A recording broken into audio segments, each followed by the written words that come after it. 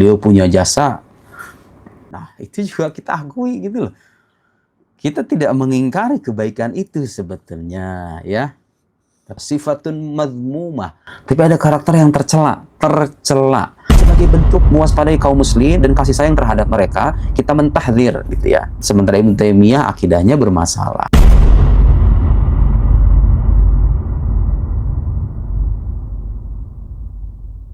يا أيها الذين آمنوا كونوا قوامين لله شهداء بالقسط ولا يجرمنكم شنآن قوم على ألا تعدلوا اعدلوا هو أقرب للتقوى واتقوا الله إن الله خبير بما تعملون. Kalau yang dia lakukan dan dia jelaskan di dalam video tersebut terkait Ibnu Taimiyah itu bukan adil ya Muhammad Nuruddin, itu bukan adil.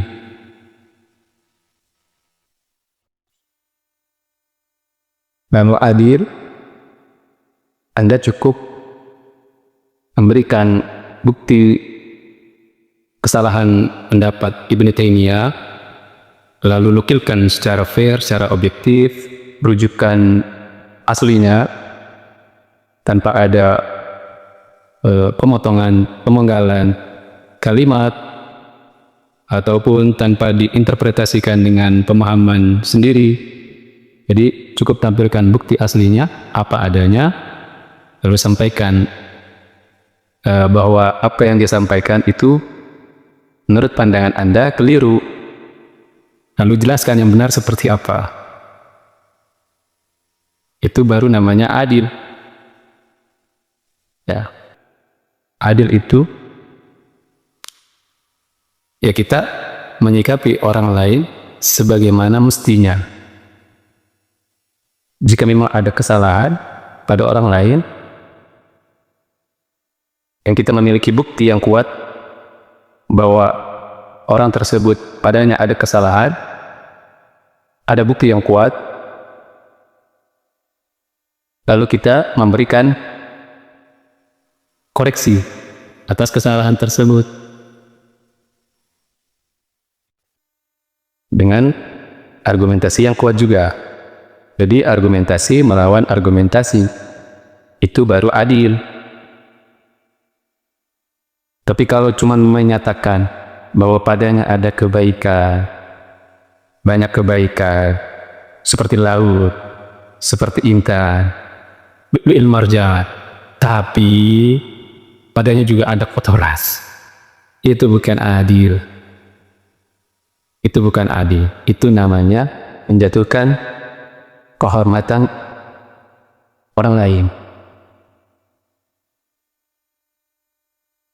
Apalagi jika tujuannya tahdzir. Jika Anda memaksudkan menyebutkan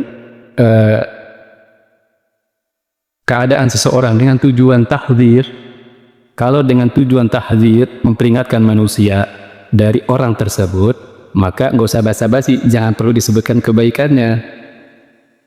Cukup sebutkan kesalahan fatalnya. Ini. Selesai. Sebutkan saja kesalahan fatalnya. Kesalahan fatal yang benar-benar yang dia lakukan dengan buktinya ini. Dia mengatakan di dalam kitabnya ini. Apa adanya. Kasih keterangannya, kasih bukti ini. Sehingga menjadi jelas bahwa apa yang dia sampaikan, kita semua jadi tahu. Oh iya, berdasarkan pemahaman ulama ahli sunnah wal jamaah, secara ijma', bahwa yang dia sampaikan itu keliru.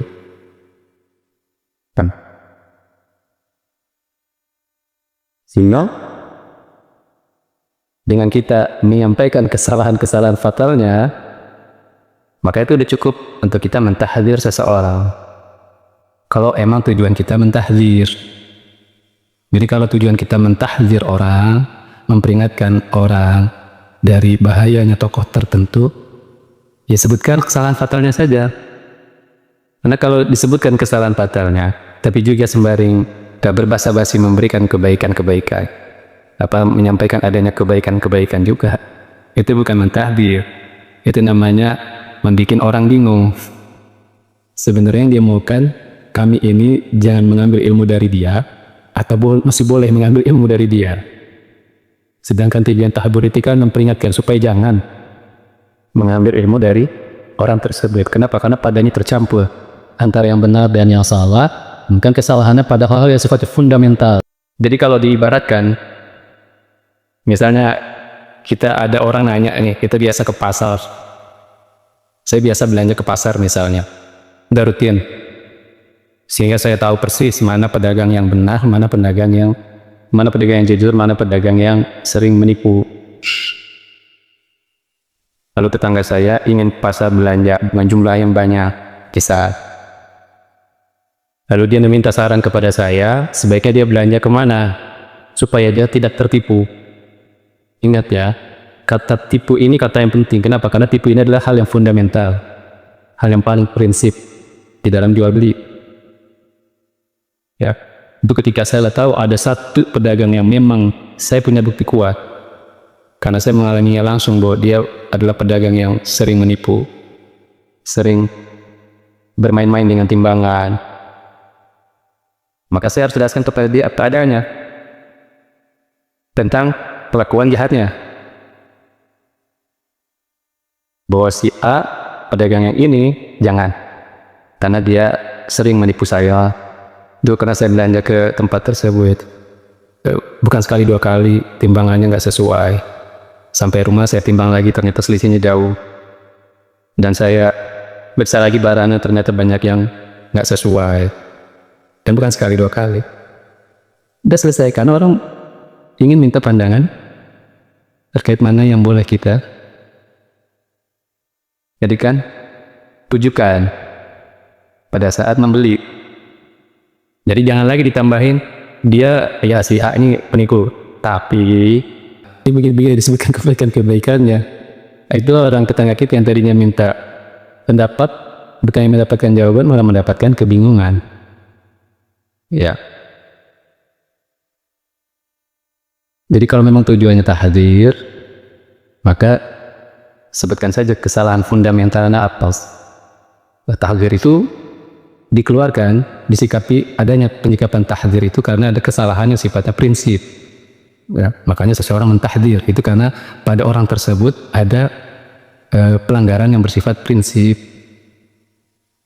dan terlihat padanya itu karakternya dia, bukan sekali salah, tapi memang terlihat pada beberapa pemahamannya dia berkali-kali ditemukan bahwa dia ini memiliki kesalahan pada hal-hal yang bersifat prinsip. Bukan sesuatu yang bisa ditawar-menawar lagi, itu hal yang sifatnya prinsip fundamental, sehingga perlu adanya tahdzir terhadap orang tersebut. Tujuannya untuk memperingatkan manusia agar tidak mengambil ilmu dari orang tersebut. Kenapa? Karena orang tersebut memiliki kesalahan yang sifatnya fundamental. Jadi tujuan tahdzir itu adalah untuk menjauhkan manusia dari dia. Kenapa? Karena adanya pemikiran yang berbahaya. Itu kalau memang tujuannya tahdzir. Jadi kalau emang tujuannya mentahdzir, maka katakan saja tahdzir saja. Kita mentahdzir Ibnu Taimiyah. Kenapa? Karena beliau memiliki kesalahan sifatnya prinsip. Dijelaskan untuk kesalahannya apa? 1, 2, 3, 4 dengan bukti-bukti yang otentik, sumber yang otoritatif resmi dari Syekhul Islam Ibnu Taimiyah. Bukan dari kutipan-kutipan yang bukan rujukan aslinya juga, jangan. Karena itu terkait kehormatan orang. Karena itu terkait kehormatan seorang muslim, apalagi seorang yang dipandang alim. Tidak boleh seseorang menjatuhkan kehormatan seorang muslim, apalagi seorang yang sangat dipandang alim, lalu dengan berpura-pura bersikap adil, Anda menaikkan derajat dia ya sekepala Anda ini, lalu Anda hempaskan dia begitu, kentangnya ke bawah. Itu bukan adil namanya. Itu mencela-mencela. Yang dilakukan Muhammad Nuruddin itu lebih mirip manhaj muwazanah.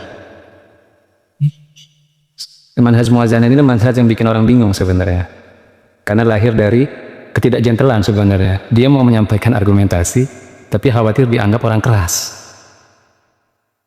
Jadi dia mau memberikan argumentasi bahwa orang lain ini sebenarnya begini, tapi dia nggak mau dianggap oleh manusia itu dia sebagai orang yang ekstrim.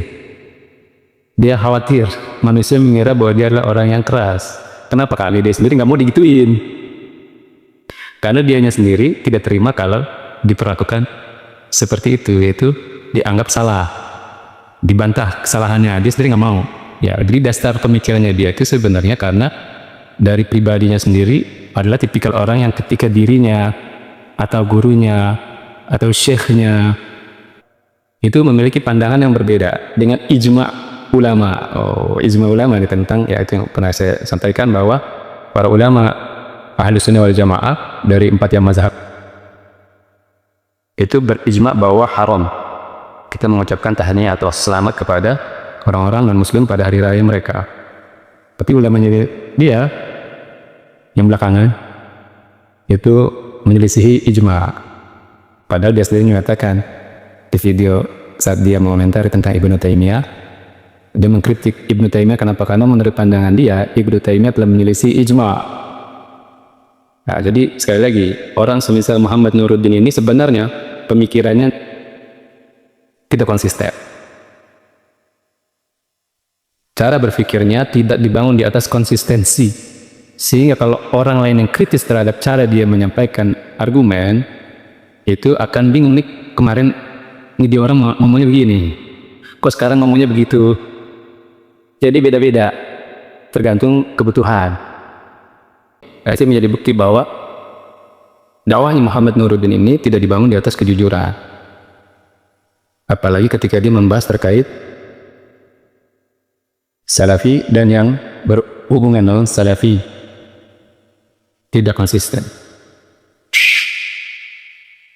Dia akan membatalkan kaidahnya sendiri. Kita akan mendapatkan kaidahnya sendiri, metode berpikirnya dia sendiri. Ya. Dia menerima pendapat ulamanya dia yang sekarang ini, yang belakangan ini, tempat dia menimba ilmu, dia menerima pendapat sekalipun itu menyelisih ijma' ulama terkait perayaan orang-orang kafir.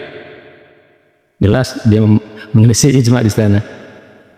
Karena ijma' ulama sepakat terkait keharaman orang-orang Islam, kaum muslimin, latah ikut-ikutan jadi bagian dari perayaan orang-orang kafir, apapun motifnya. Dia membantah, menyelisihi ijma' tersebut, mengambil pandangan ulamanya dia sekarang yang ada di Al-Azhar. Tapi ketika dia mengkritik Ibnu Taimiyah, dia mengkritik katanya bahwa Ibnu Taimiyah menyelisih ijma' lah. Situ kemarin menyelisih ijma' boleh, Ibnu Taimiyah nggak boleh. Itu pun kalau benar, ya. Itu pun kalau benar pernyataan atau argumentasi dari Ibnu Taimiyah menyelisih ijma', itu pun kalau benar. Saya di video tersebut dia tidak memberikan bukti bagian mananya Ibnu Taimiyah menyelisih ijma' ulama ahli sunnah. Jadi keadaan dia yang sekarang itu nggak ada baiknya buat Muhammad Nuruddin. Kalau benar Ibnu Taimiyah menyelisih ijma', oleh sebab itu Ibnu Taimiyah dikritik habis-habisan. Lalu mengapa dalam hal mengucapkan selamat kepada orang-orang kafir Anda menyelisih ijma' dengan alasan ini itu? Basa-basi. Jadi ini metode yang dijalankan oleh Muhammad Nuruddin, ini adalah metodenya predator, saudara.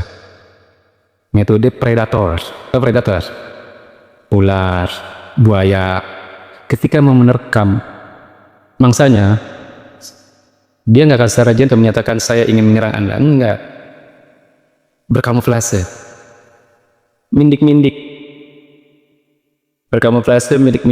gitu, kayak halus gitu, nggak taunya nerekam dia. Nah, ini yang berbahaya. Tipikal orang-orang yang semisal Muhammad Nuruddin ini justru berbahaya. Kenapa? Karena dia memainkan peranan yang seolah-olah dia bijaksana, padahal dia bukan bijaksana. Dia benar-benar ingin menyerang. Cuman karena dia udah kadang nggak suka ada orang lain nyerang dia, makanya khawatir kalau dia terang-terangan merah, nanti akan dibalikin. Lah situ berani nyerang orang, tapi giliran diserang pendapatnya nggak boleh sama orang-orang salafi. Katanya orang salafi serang menyalah-nyalahkan kelompok lain, senang menyesat-nyesatkan ulama lain.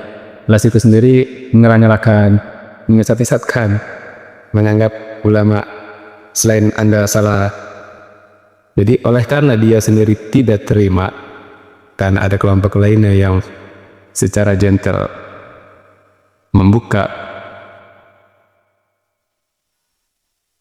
kesalahan mereka, jadi karena mereka sendiri nggak suka ada orang lain yang memberikan argumentasi bantahan atas kesalahan-kesalahan, sehingga mereka akan memberikan julukan, wah salafi ini senang menyalah-nyalahkan orang, senang menyesat-nyesatkan orang, ya kan? Itu kan dari lisan mereka. Padahal yang dilakukan oleh salafi itu adalah diskusi ilmiah, bahwa yang orang itu salah kenapa, kalau begini-begini, dijelaskan tuh kesalahannya, lalu ditimbang dan argumentasi, dalil dan pendapat para ulama terdahulu. Berarti bukan menyesat-nyesatkan, menyalah-nyalahkan tanpa argumentasi sama sekali. Ada argumentasinya. Dari itu berseliweran kita tahu. Dan hal tersebut, tradisi memberikan argumentasi bantahan kepada orang-orang yang menyimpang itu udah biasa terjadi di kalangan para ulama terdahulu ketika membantah kelompok-kelompok sesat. Nah, ya, jadi oleh karena mereka adalah orang yang tidak bisa terima ketika pandangannya dikritik atau dibantah oleh kalangan salafiyin,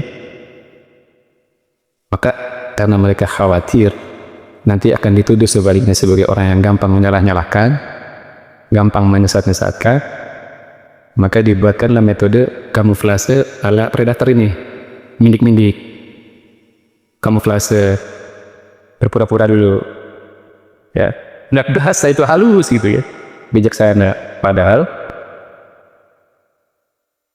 mau nerekam itu. Justru itu adalah perilaku, sejahat-jahatnya perilaku orang. Tapi kalau orang berpura-pura baik, itu kan menipu, berpura-pura adil, si fulan punya kebaikan, si fulan punya kebaikan, tapi dia punya kotoran, dia begini begitu, tapi dia punya kotoran, dia menyimpang. Nah, kalian pengen jelasin penyimpangannya, jelaskan penyimpangannya apa. Nggak usah bermindik-mindik ngasih tahu kebaikan. Jadi kayak orang ketakutan dianggap keras. Ya kalau memang pengen ngasih peringatan, kasih peringatan. Artinya ketika Anda berusaha memberikan peringatan kepada manusia, itu kan karena ada hal genting. Jangan dibasa-basiin lagi. Tinggal dijelaskan aja kesalahan fatalnya apa, sehingga manusia bisa tahu bahwa oh, orang ini memang ada kesalahan fatal yang mesti dihindari.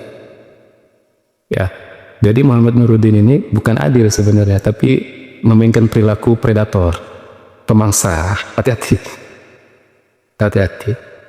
Kecuali dia bisa mendatangkan bukti, ya. Lalu dia bantah, udah cukup sebenarnya. Kalau dia mau gentle, Ibnu Taimiyah, kesalahannya ini buktinya di dalam kitabnya Majmu' Fatawa atau di dalam kitabnya yang lainnya dalam bidang akidah. Ini. Lalu dia timbang dengan pemahaman ulama Ahlus Sunnah. Itu baru namanya adil. Kalau cuman bilang adil lalu dia memuji seadanya, habis memuji seadanya lalu dia banting sekeras-kerasnya, itu bukan adil. Itu namanya